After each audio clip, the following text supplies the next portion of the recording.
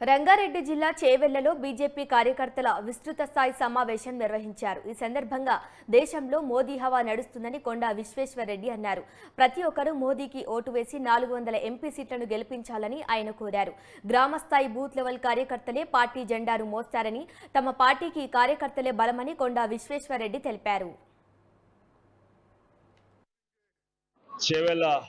అసెంబ్లీల చేవెళ్ల విస్తృత స్థాయి కార్యకర్తల సమావేశానికి ఇక్కడ కలిసినాము.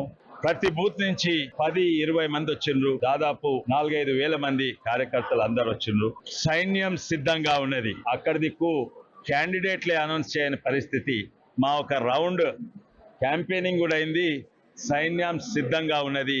ఆ గర్జన చూసిన ఎట్లున్నారో అందరూ నరేంద్ర మోడీ గారి నాయకత్వంను, ఆయన పాలన, ఆయన దేశాన్ని అభివృద్ధి, వాళ్ళ పేరు ప్రతి గ్రామానికి అందింది. ప్రతి గ్రామానికి తను ఇచ్చిన పథకాలను అందినాయి. అందుకే మొన్న ఏ పార్టీకి వేసినా అది పక్కకు పెట్టి ఈసారి అయితే ప్రతి గ్రామం నుంచి అందరూ సిద్ధంగా అయినరు. నరేంద్ర మోడీ గారిని భారీ మెజార్టీతో గెలిపిస్తారు. నలుమూల గ్రామాలల్లో ఒక పెద్ద మనిషి అయినా లేకుంటే చేవెళ్ళలో ఒక యువకుడైనా అందరూ తయారైనరు. ఈరోజు ఇది ప్రిపరేషన్ మీటింగ్. రేపు మన బాధ్యతలు, మన పార్టీని మోసేది ఎలక్షన్ ముంగట పెద్ద లీడర్లు కాదు, మా కార్యకర్తలు.